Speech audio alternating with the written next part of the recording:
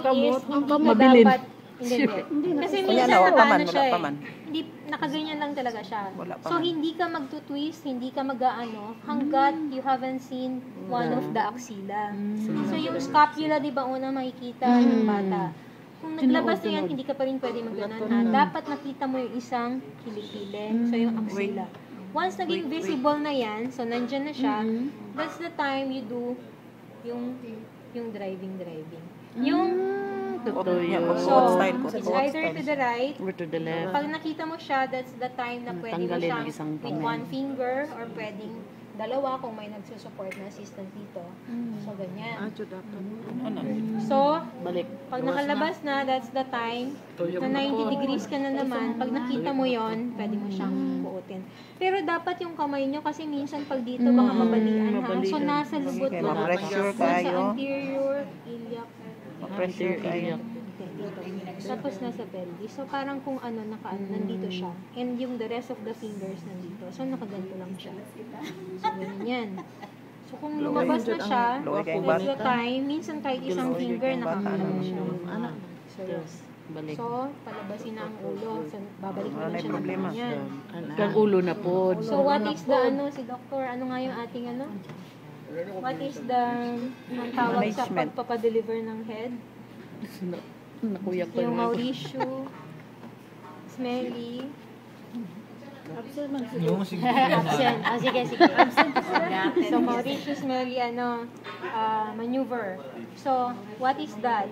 So, you straddle in your forearm. So, yung the whole ng mo is naka-straddle. So, the whole body, ang itsura niyan, kung wala pa yan, eto, nandito pa siya dito sa So, but this should straddle your forearm.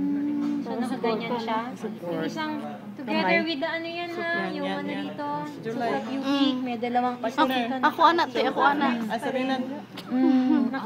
Ako dyan sa taas, ako dyan sa taas. Serena na Ivy. Isa rito, naka-flex. May susupport dito. So, kung nakaganyan na siya, nakasupport yung kamay mo dito, etong dalawang to. So, nakaganto siya, diba?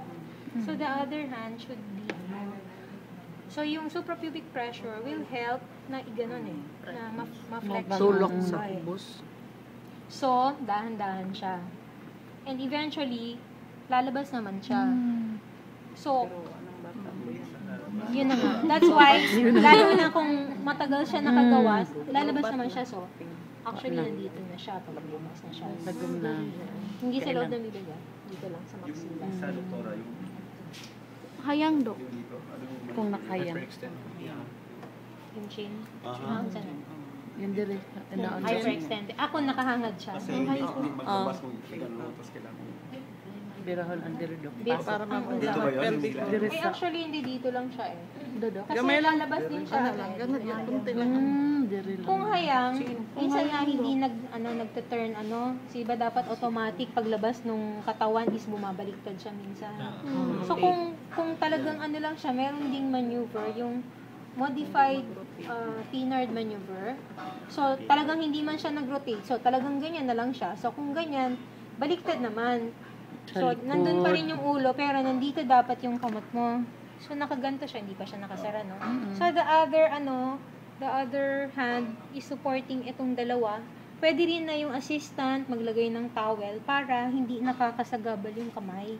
So di ba minsan pwedeng may maghawak niyan. So yung operator, yung nagpapaanak, so kunyari pakiharap ko mama. So yung kamay mo nandito, yung isa, the other nandito, nakaganon. So nakaganon dun sa ilalim ng leeg. And that's the modified Pinard maneuver. So, dapat naka-flex pa rin yun Eventually, lalabas pa rin siya. Kasi nakalabas naman the rest of the So, ganun siya. Pero yun na,